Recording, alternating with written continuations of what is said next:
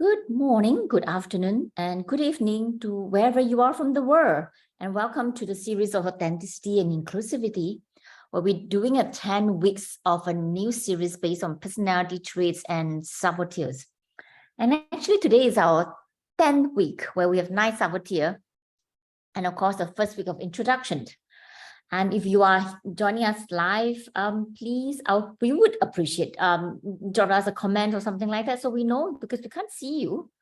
And of course, with me here is Lucy, our EQ and leadership coach, and myself, I'm Aries, your host for today.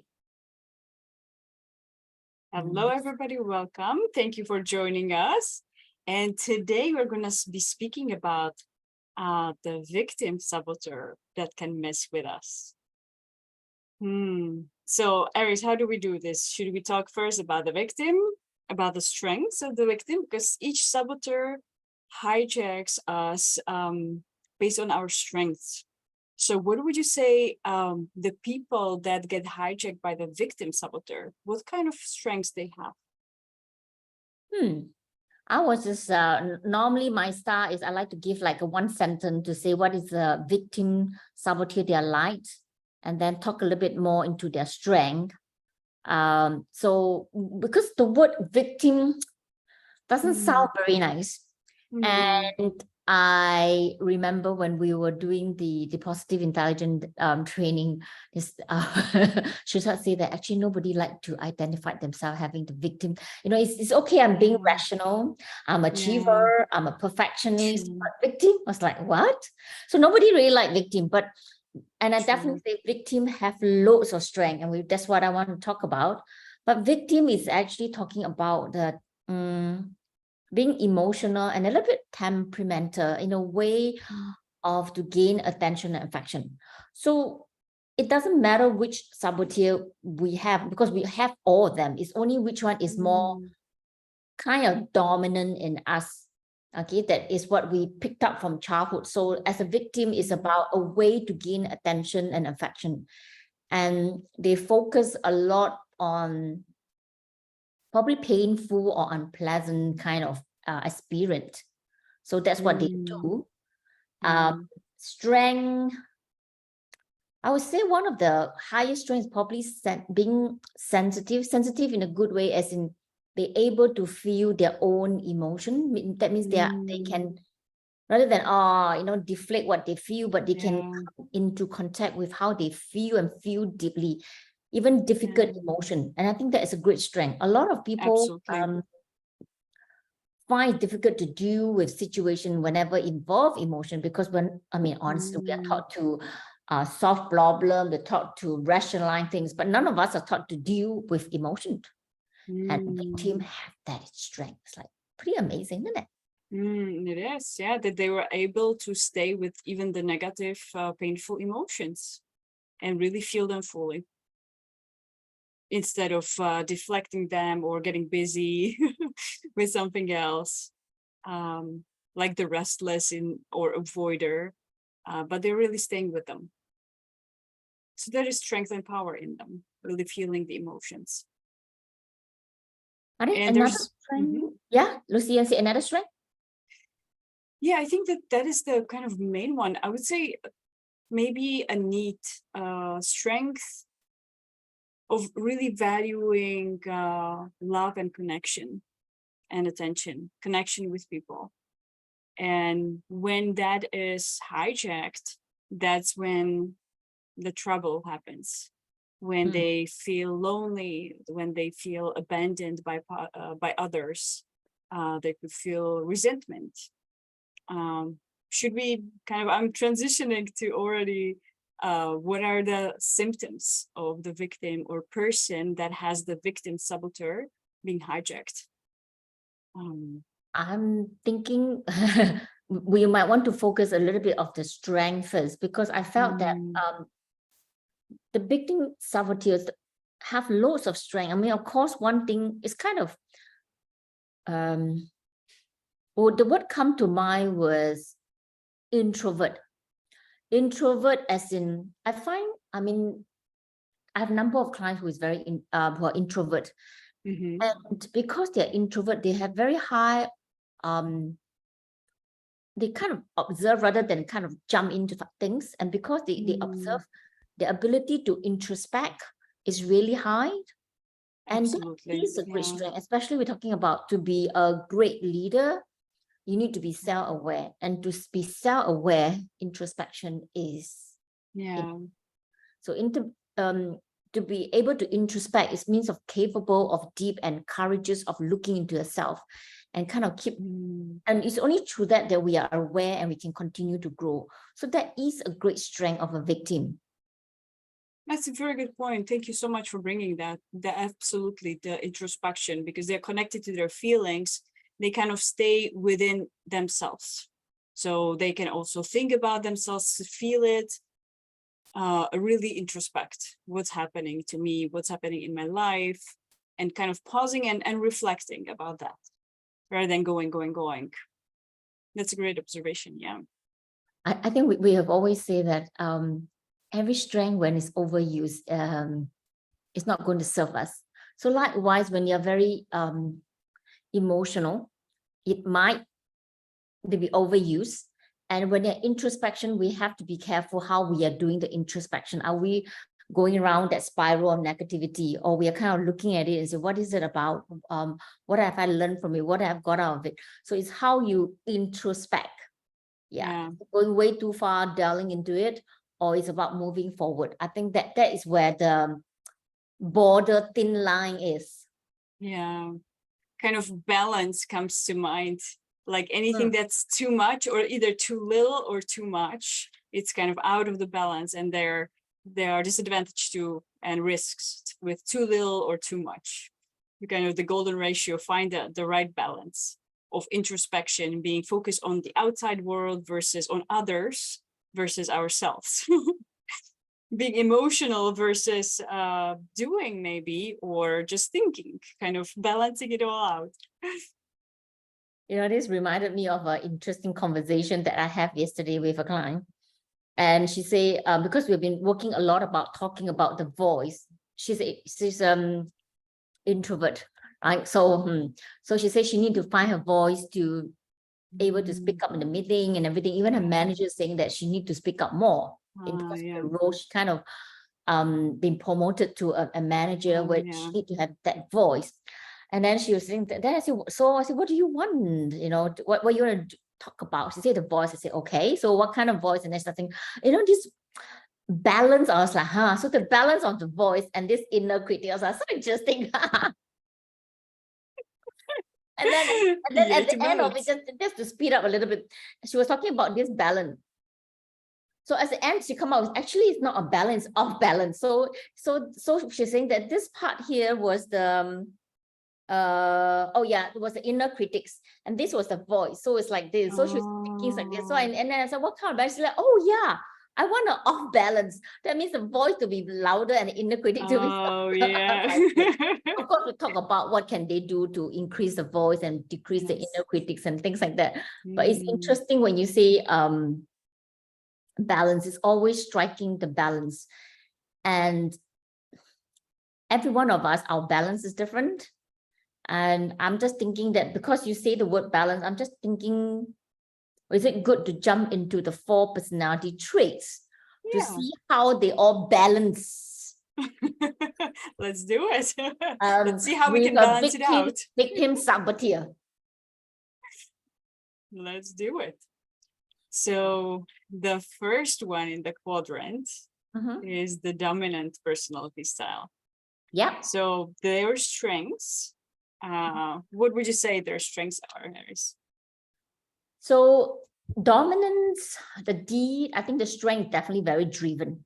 So they're kind of people, I think you probably can see kind of leadership traits in them. It's very obvious. They are very driven. They probably have the big visions. They know where they want to go, and they doesn't get like very fluffy stuff, but they will just get things done. You know, they are very task focused. I thought that's brilliant. Yeah. Task and goal focused, and they have big vision, big picture focus. Fantastic. So they're not very connected to sometimes to their emotions. And since they're so focused on the outside and on the goals and on the tasks or the vision, maybe they might not introspect as much. So maybe there might not be the direct link with the victim. Yet, just like with the other saboteurs, there might be some situational when they get hijacked, perhaps with their family or with in their relationships. What comes up for you? Some scenarios that even this personality type, maybe at work, they're very driven, but at home or in different situations, maybe around their health, possibly they might be hijacked. My thoughts, I mean, I agree the part that dominance it's not a person who is really feelings. So the thing is, when we're talking about the dominance personality traits, it's more about not just work, but it's in terms of their style, whether it's personal at home, how they behave, or how they behave at work. But of course, how you behave at work, you adapt to your environment. So at work, they may not be a D, they might be an R or S or C or whatever. I mean, not so likely, but it can be. D is, yeah. I honestly struggle to see much characteristic of a D to have much of victim saboteur, which is, I would say, extremely rare. It's not that it won't be possible. I would say so, yeah. Rare, I say, because a victim saboteur are, like I say, they're sensitive, they're very introspective, they're very emotional and temperament kind of focus, where D is non-emotional. I won't say not introspective. They probably have the introspection as well, but their introspection is more about high level. What is this in terms of task related, rather than, okay, even at home, let's say at home, okay, home front. It's about, okay, have you cleaned the kitchen? Is the house neat and tidy? You know, they're looking in terms of tasks, getting tasks done, rather than, oh, you know, how are you feeling? They're less feeling focused. But victim is very feelings based, very feeling based. So they will have thoughts about, oh, no one understands me. Oh, poor me. Oh, terrible things happen to me. I think when something terrible happened, they won't say terrible thing happened. It's like, probably, sorry, pardon my language, they probably say, shit, you know, why is this happening to me? Okay, what can I do? Kind of thing, rather than think, oh, poor me, why this happening to me? I think they feel victimized, they won't dwell. Does not sound to me they would dwell. They wouldn't stay in that for long. So even if they might be hijacked shortly, they'll be able to snap out of it very fast. Very fast, because they are not the kind say poor me, or I'm what I feel. I will bought over the feeling, because they are very task person and goal oriented. They don't relate to feeling a lot. And thinking, so more thinking than feeling. If we generalize, of course, nobody's pure personality type. We all have a mixture of things. Only like if something happens in their life, a series of events, they might be hijacked, but they would be able to snap out of it faster. Because they are more what is the situation, what can we do, rather than focusing on the emotion. They are not emotional focused, but victim is very emotional. So if they do feel they are victimized by a situation, they will not dwell in that for long, which is why they snap out of it very fast. So should we go to the next one? I definitely have victim in there. There is a more direct link with the victim, because their need is for attention. Very about emotional. They want, I is also about gaining attention, gaining affection. But of course their behavior is more outward. Victim saboteur may not be, it may be outward, maybe inward. Okay, we're not talking about their personality traits, but I is more about gaining the attention and affection, same need. But they could probably show it more outwardly by, doing things for you, a little bit pleaser, doing things, through action, but actually what they want is the person to feel for them. If they don't get it, you're like, I don't get it. I feel that. Or I feel that, oh, nobody likes me. Nobody understands me. Oh, bad thing happened. They will kind of dwell into that. And they can share it with other people. So they might be actually sharing a lot, this person did this to me, this other person did this to me, and talk a lot about it with others because they're more extroverted. So that the victim can come out also in their conversations. What they talk about all the horrible things that are happening to them. And in a way, this gives them the attention that they crave. Unfortunately, so it gives them the attention, it gives them the crumbs of love, or let's say pity more. No, I have this situation. I was just having this conversation. I thought it's an interesting one. We can see whether where do you see these personality traits and whether they have victim saboteur. It may not be. We're just talking about a strength assessment, and we're talking about one of the strength aspect. And then the client was saying that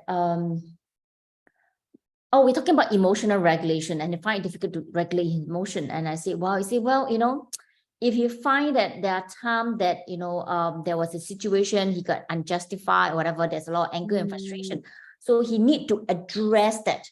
When he can address it, he can manage the emotion. So victim probably have a little bit of that coming in, as in because you felt that you are not treated fairly. So there's a lot of that emotion running through.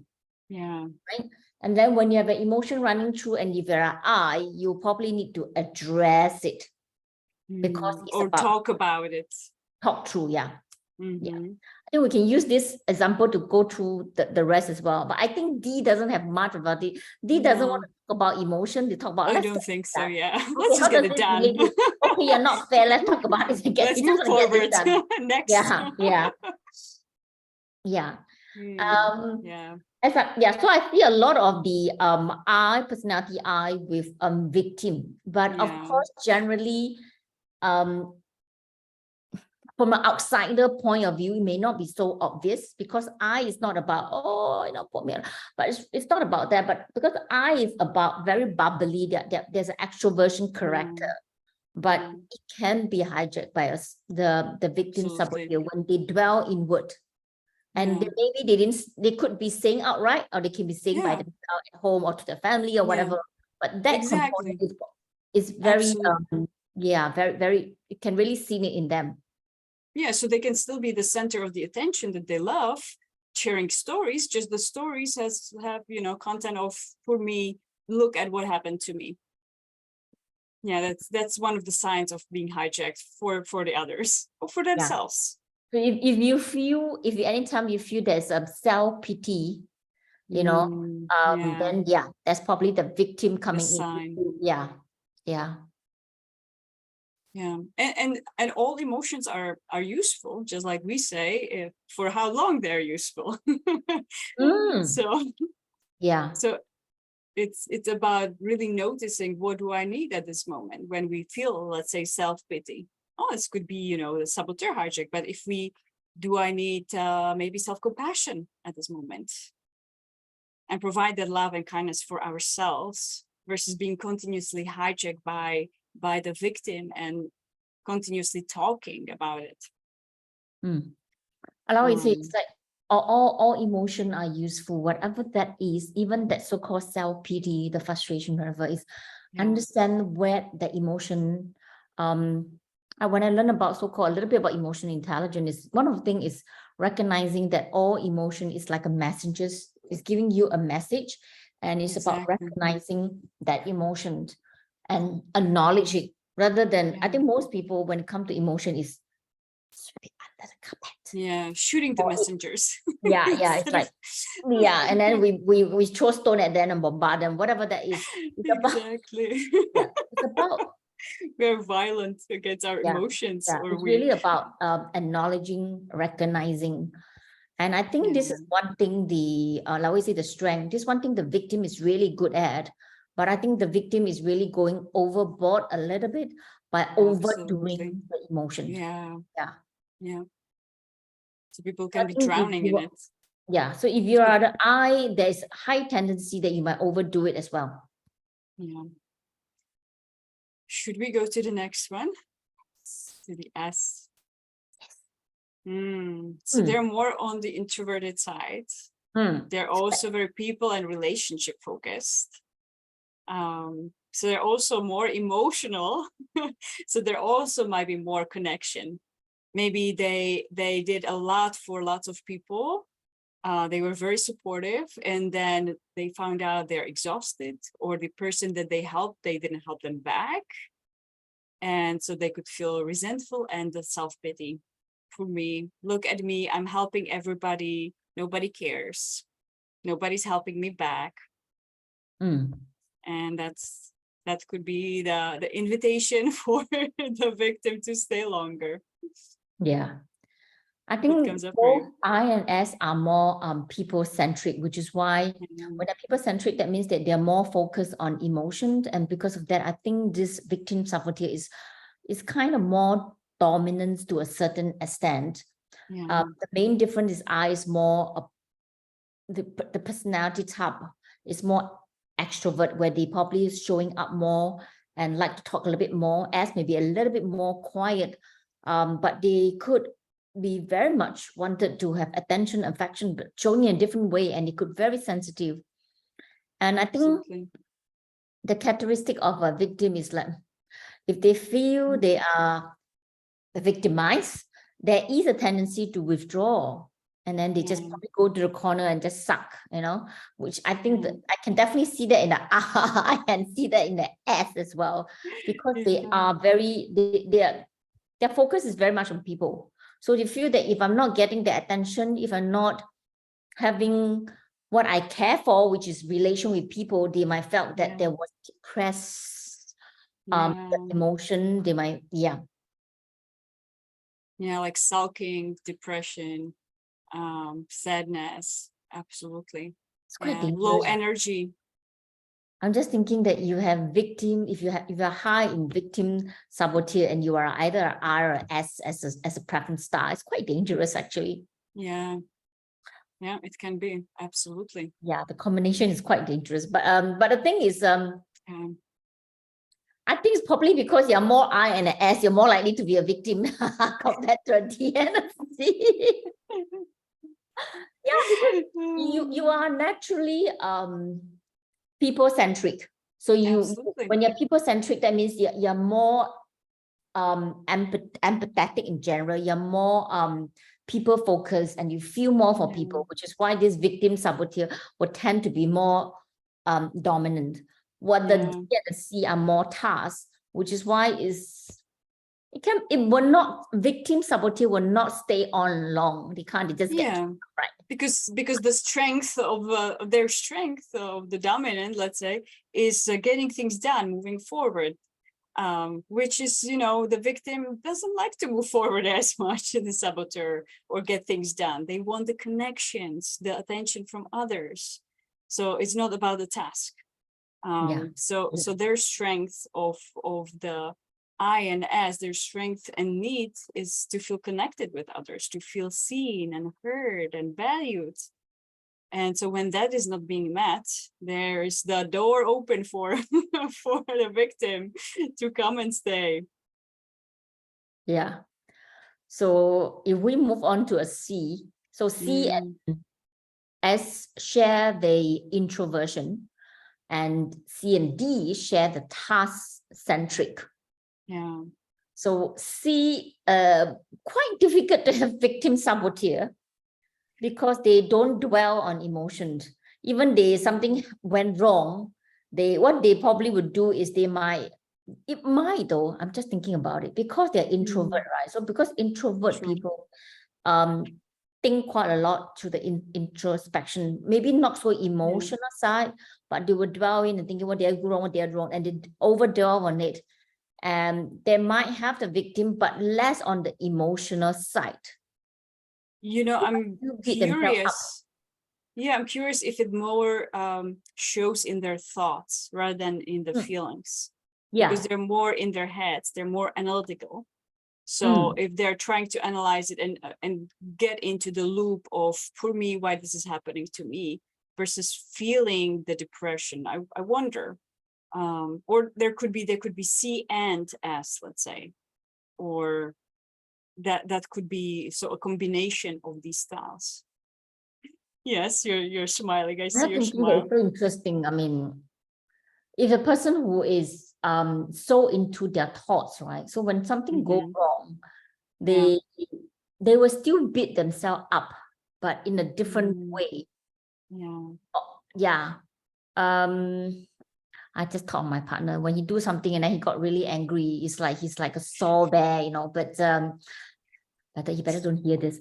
Don't listen. But it's not about emotion and everything, but he can still get angry, and I think it's more about getting angry, and then they just got over it. It's very different that when from I and S, when you do something, when something go wrong, you want that that human touch. You want to be kind of people to kind of comfort you and things like that, right? I think that because I and S is very people, so they want another people to. It's a stronger need for connection. To stroke the need, and we kind of relate to their kind of stroke their emotion. And D and C is like, what is the hell is that? Leave me alone. I need to focus on getting things done. Yep. Well, time passed. We are 26 minutes past now. So I think it's time to wrap up for today's on victim with the 4 personality traits. So what do you want? What do you want to say, Lucy, as a wrap up? You know, before we wrap up, I would share an invitation for any of you that are listening to this. What are you taking away from this? Are you observing some time situations or triggers in your life that kind of are inviting the victim in? Do you notice the victim in yourself, in certain situations that is coming up, or in others? And what are you observing? Because the self-awareness is the first step to any change for us to kind of set ourselves free from the victim. And instead of having the crumbs of connections or attention, we can really experience without the victim the true deeper connections with people's. So my invitation before we wrap up is to pause and reflect, do some introspection, but not too far. What would you say? Kind of additional. The question, I thought that was a great one. Thank you. We invite you to notice whether you have the victim characteristic and strength, because it's really coming from that high ability of introspection, the high ability of feeling, having that sensitivity. But of course, I would say as a victim saboteur is really taking the sensitivity a bit too far. We kind of play it back against them. Yeah. And then I'll go, I mean, what we did for the D's, we just talk about which of the quadrant, but there are very rare people who is just dominant in one. I've seen people who just could be either one, but most of us is made up of, you are the traits of two, I mean, you're like too high, too low, right? You're big up 2, and then the other 2 is a bit less of you. So you can kind of tell whether you're more people or you're more task, then you know you're on the right side or the left side kind of thing. You're more extrovert or introvert. That will kind of tell you a little bit. But we are a mixture. And of course, again, when in our work environment, you can adapt to whatever you are or you're not. It doesn't matter. So there is a natural preference style. That is when you're under stress, how you are showing up. And then there's one that you can adapt to any way that you like. But notice that, about whether this victim saboteur speak to you, or maybe you can see it in people around you, then what do you do? How can you help them to recognize in themselves? Anything else you want to add on? Oh, maybe just one tool of compassion whenever the victim comes. Is one of the kind of antidotes could be a compassion for ourselves, self-compassion, and also compassion for the others. because there's a need that has been unmet, and that is connection, feeling seen and being heard. So just hearing somebody out and validating, acknowledging them can be helpful at the moment, rather than judging. Oh, you're the victim. Oh my God, stop being victim. But that would be for another conversation too. Yes, I really love the self-compassion. Actually, self-compassion is really one of the key strengths, and it's a powerful strength that we can all learn. And I find that generally everyone have very strong inner critics. Absolutely. And yeah, and because of inner critics, right, all kind of saboteurs will surface up and hijack us depending on our situation, depending on our personality style. Yeah. So, as you've mentioned the inner critic, I would say it takes us also to the topic for next week. Yes. So instead of ending it here, we were thinking between myself and Lucy that we extend one more week to talk about the judge, which is the main saboteur. If you did the assessment, then you won't see it there, because they're saying that in a judge, we all will have the judge as the main saboteur. We'll talk more about that and how that comes about and things like that as what we do. And then after that, we'll go talk about the sage. Yeah. So we're going to wrap up here because we're 1 minute past. If you have no more questions, or you can always pop in the questions after that and we will answer your question. Fantastic. Thank you so much for joining us, and see you next week. See you same time next week. We're going to talk about the main saboteur, the judge. The judge. Yeah. Then you know what happened to your inner critics that caused you sleepless night. All right then. Bye. Bye.